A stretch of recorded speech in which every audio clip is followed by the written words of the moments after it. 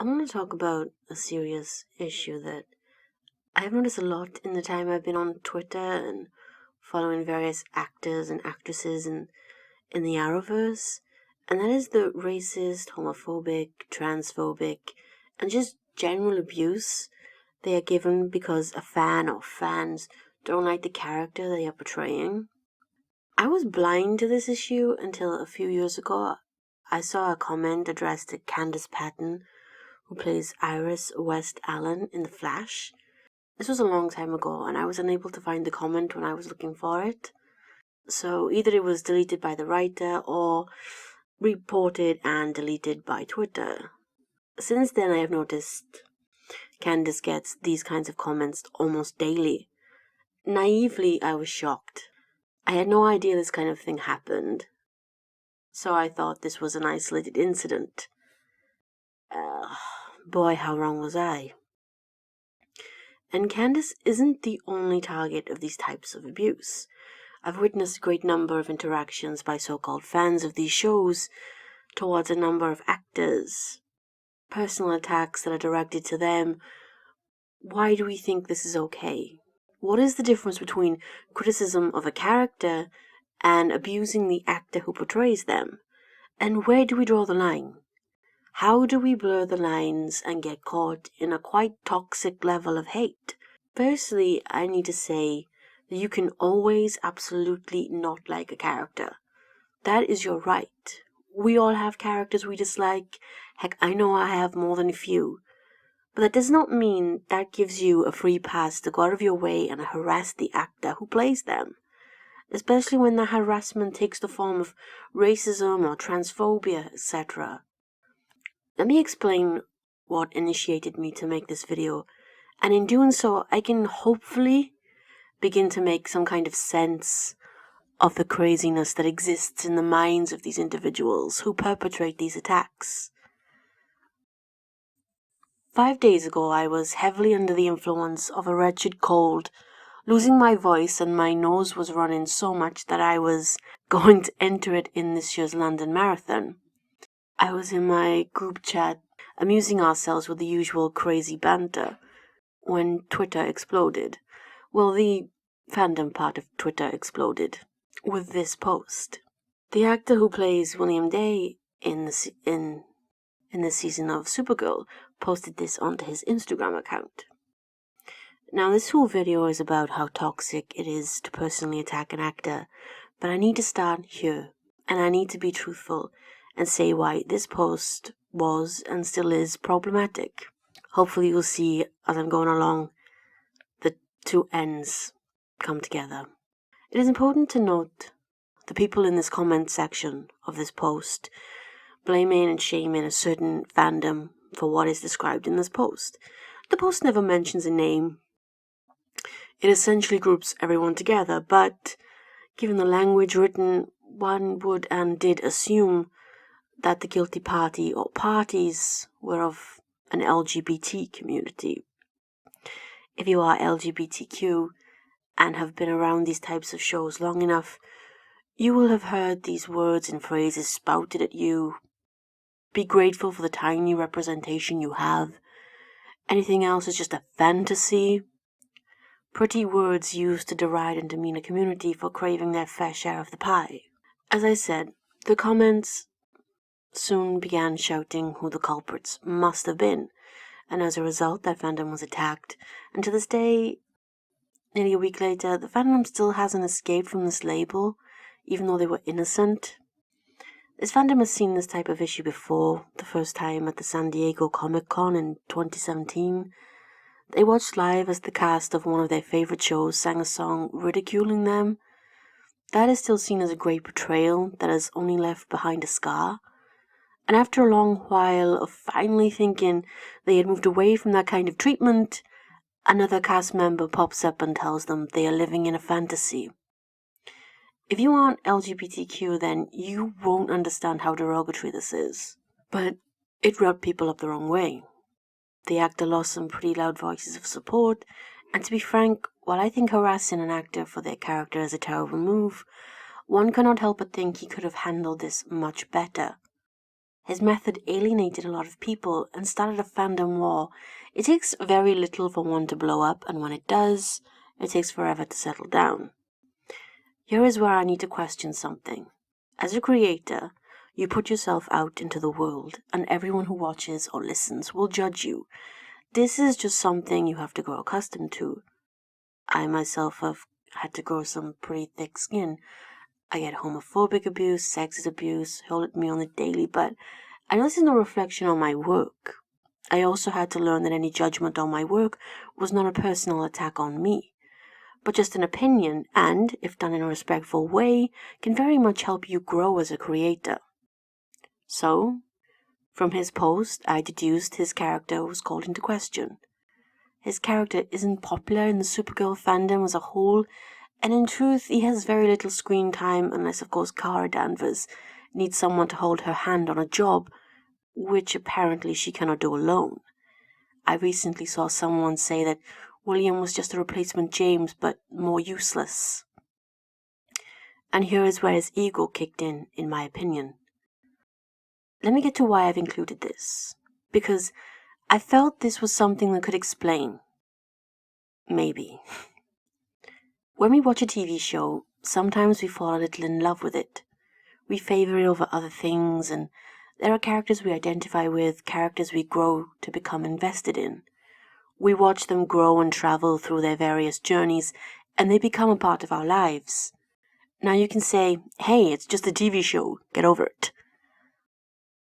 But we all have shows we love, and for whatever reason, some people just love them more. Those are the people who grieve when a character dies, when their favorite couple break up. They feel all of these things, and I don't think that's wrong. Have you ever seen a grown man cry because their favorite football team lost a big game? I have, many. Stadiums full of grown men weeping for their team's loss. It's the same thing. It is true that sometimes people seem to put more investment into these characters and actors than they seem to do with real people around them, but there must be a reason for this, and I'm not going to make fun of them for it.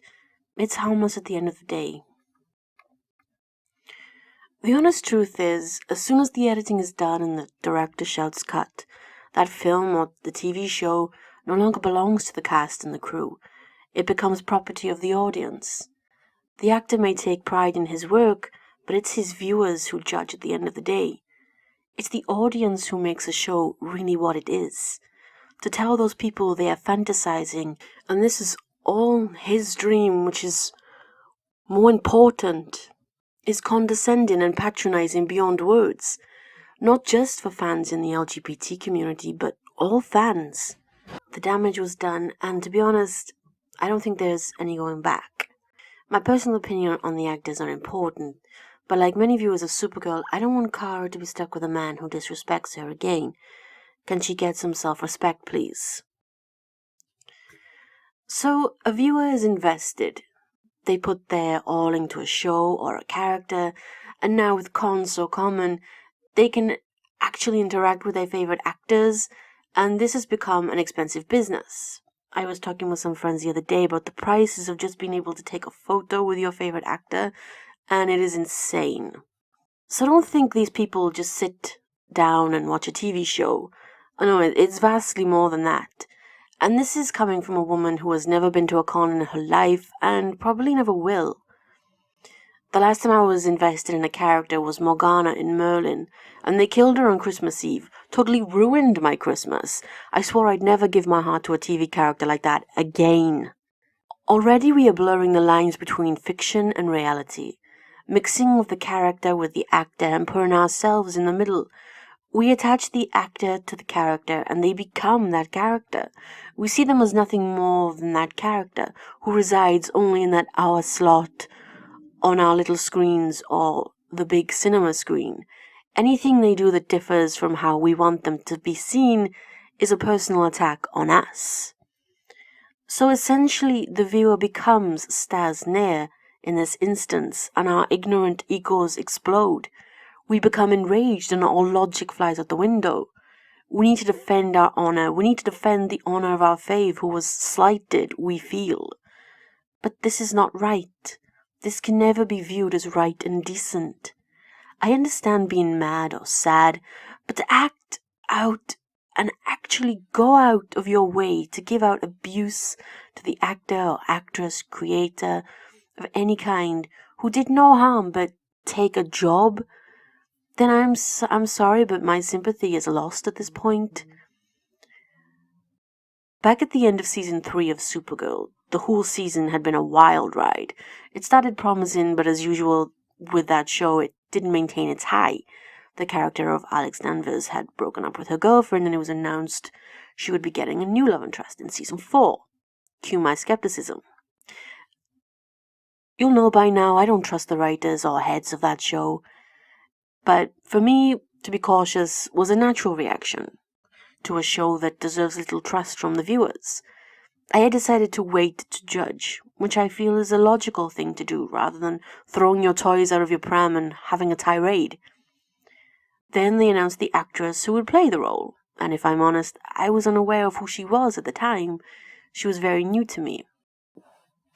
If I'm also truthful, the actress came in with how she meant to carry on, with a warm, open heart to fans, and I have to say she won me over very quickly. For others, however, this was not the case. Stans of Alex's previous girlfriend were up in arms, and still are to this day. The actress endured racist abuse for simply taking a role on a show. It is her job, and why she wouldn't take it when she auditioned and won it, I do not know. But a group of people were offended and outraged. Firstly, I have to say, please be outraged when your government cuts health funding, education funding, when another US drone bomb has hit another innocent village in the Middle East.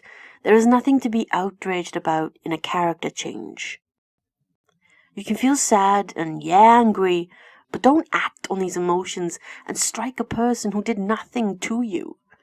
Especially do not weaponize hate speech. When you are behind a keyboard or the screen of a phone, it's so easy to be fooled. You feel more emboldened to act as you never would if you were to come face to face with the person. Dehumanizing an actor because you are angry over the decision on a TV show or a film, etc., is far from okay. This can never be acceptable. The actor or creator sees your hate. I really don't know why anybody would want to inflict any hurt like that on another human being. I need to say this is not all fans, not all who feel this high level of unhealthy attachment, and herein lies one of the saddest things about this. Many actors enjoy interacting with their fans, and it's actually really sweet to see. I think you can see just what type of person the actor is by seeing them mixing and having fun with the fans. But when this abuse begins, it drives the actor away from wanting to interact with any fans. If I may use the example of Jesse Roth, who plays Brainy in Supergirl in the comics, Brainy is associated as Supergirl's boyfriend. So naturally, when he arrived in season 3 of the show, there was talk of this becoming canon in the show. But I must admit I was a little excited about this possibility. The actor got stuck in with fans, much like had been done previously, AZ Tesfaye. I'm sorry if I've pronounced that wrongly. I've probably butchered it. I'm so sorry. Had done, and he likewise had won a lot of hearts. One of his first wrongs, according to many stans of a character who apparently may have been his rival for Supergirl's affections, was posting fan art. A Supergirl fan art, to be precise. Now, the ad was pretty darn cool, and it deserved the attention, to be honest. Of course, not everyone felt the same, and he was attacked for it. If this doesn't make any sense to you, it's because it doesn't. Simply. These are adults as well. Not children, adults. It makes no sense. He took over the Supergirl Instagram account for a day that year and spent the whole time getting heat from a certain fanbase because he wasn't doing what they desired of him. And they still, to this day, after becoming a season regular in season 4, go all out on him. So far, he hasn't pulled away from the fans. He often interacts and seems to have the same kind of wonder and awe at being involved with anything super comic related as the rest of us do. I think that is part of his charm. The rest is he seems like a really nice guy, so it's very hard to understand why people would not see this and stop the hate towards him. It's strange and utterly perplexing. Oftentimes, these personal attacks stem from shipping. That thing in a show or film where people pick a couple or a not couple and decide they are romantic goals. I've discussed this before, and I will probably do so more in the future, but every show has these teams. Supergirl, for example, has its largest fan base in Supercore, which, considering that is a fanon ship, is quite telling. It also has other ships, of course, Danson, Sanvers, Agent Core, Brainiac, Agent Rain, Caramel.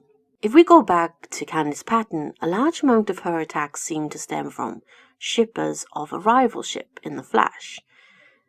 It's like this across the board on almost every show. And it's really confusing to explain. I am finding out now as I'm trying to write. Jealousy and envy seems to thrive and turn people an ugly shade of green, so they hate out at who they think is to blame, and apparently that is the actor or actress. I don't really understand this, to be honest, so I can't elaborate further. Like I said, I loved Morgana, identified a lot with the character, but I didn't go and personally attack Colin Morgan when she was killed. I just cried through my Christmas dinner and drowned my sorrows in mulled wine and mince pies. Now look back on it bitterly, how dare they have scorned Morgana like that. There is a British MP called Diane Abbott, and she was the first black woman elected to Parliament in the UK, and she has held her seat consistently since 1987. I watched her recently on a TV show explain the racial abuse she gets on social media. She said that in the days before social media, she got that abuse, but it was far less, because the person would have to go out and buy a stamp and an envelope and write the abuse in a letter and then post it with their address on it. But with social media, it is so easy to hurl abuse just by simply pressing send on a screen. Essentially, when they are anonymous, they face no repercussions. Social media is without doubt a double-edged sword. It can open up the world to you and make the world seem so much smaller, but when used badly, it can be a tool for hate. Don't think that as you write your comment laughing at your smugness, that they don't see it. You know how Twitter works or Instagram. You know you get the notification and the mentions. They see them all. Back in 2019, Kyla Lee spoke about this at the Star Fury Ultimates in Birmingham, and she acknowledged that she stepped away from social media a lot because she had gone online and had gone through her mentions and her feeds and seen such horrible things and so many bad things said about her and her co-workers. Now, I understand this. I think if this kind of thing affects you, then you need to step away from it. Some people seem to thrive on this, but they are usually the ones doling out the hate. These people had been fans until their favorite left, and Kyla continued. I have seen these fans attack the other actresses on Supergirl for simply being in the same space as Kyla, when the actress who left was not.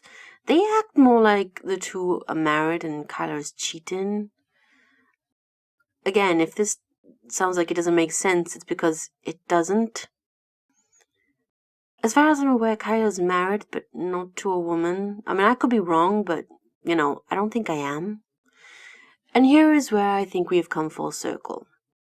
We put ourselves in these characters, we live vicariously through them for whatever reason, and when it ends in a way we find unfulfilling, we lash out and attack the innocent. I read that Instagram post by Staz, and I was pretty pissed, to be honest. A lot of people were, and I still have not really bothered to try and get past it. I made this video instead.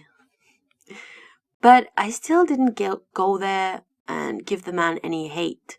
Those were his genuine feelings in that moment. I feel that post should be deleted, but he has not. That's his choice. But when these people who were given blame for this looked at that post, they will look in the comments and see the support from the cast, and it's 2017 again. And they are being mocked by the cast again. The whole thing is a cycle that never ends. Many are persecuted for the actions of the few, and the few never really learn for their actions because they do not understand. I still don't quite understand why they use personal attacks. Are they really racist, homophobic, or transphobic? Or is it just a weapon to hit someone with because they have no other argument to form? You can critique a character or a show, an actor or a creator can never complain about that because that is what will happen when you put your work out into the world. People will trash it sometimes. That is life. It happens to us all. Think back to school. Who of us ever got a brilliant end of year school report? It certainly wasn't me. But, damn, those teachers can be harsh when they want to be. An actor can never expect to be shielded from their criticism of their work. They will happily take the praise, but take criticism as hate. But when the so-called criticism comes with abuse, that means you have no argument, and you should shut up and leave. Go and have a moan to your friends. That is what they're there for, after all. The good thing about always being a social outcast in life, you never quite fit into a box. So when it comes to these fandoms, you never actually can be called anything. So you can look down with an impartial eye and watch and observe. This is me. Yeah, I know you think I'm some great big life and soul of the party everybody loves. Of course. I'm sorry to burst your bubble. It also means that I'll never find what these people find. A place of acceptance and people who believe the same thing. These fandoms are a place for people to come together. What starts as an initial shared love of a show and TV character turns into devout friendships and often a place where these people can feel at home, whereas in their lives they do not. And maybe in their attacks they are fueling their fear of losing what they have found and lashing out in that same fear. Blind devotion at the end of the day will make you do crazy things. I hope that this will become a thing that dies out, but with what I know of human nature, I feel it's something that will only thrive. When those haters are not targeting an actor or an actress, they are hating out at rather fandoms, and it becomes exhausting. It's as though they need the negativity to thrive. It has become their oxygen, and I do not know how they can stop it. To be active in any form of social media in this day and age is to be addicted to drama, I have come to realize. It is sad, but it is true. All I think we can do is try to be decent people ourselves, and remember that we don't own the actors. We have no rights to them or over them. They aren't our verbal punch bags when things look bleak, and they are not a map for our sexual desires. They are human beings just like us. Try to treat them like that because remember that respect is earned. It is not given without question, and once it's lost, it is almost impossible to regain.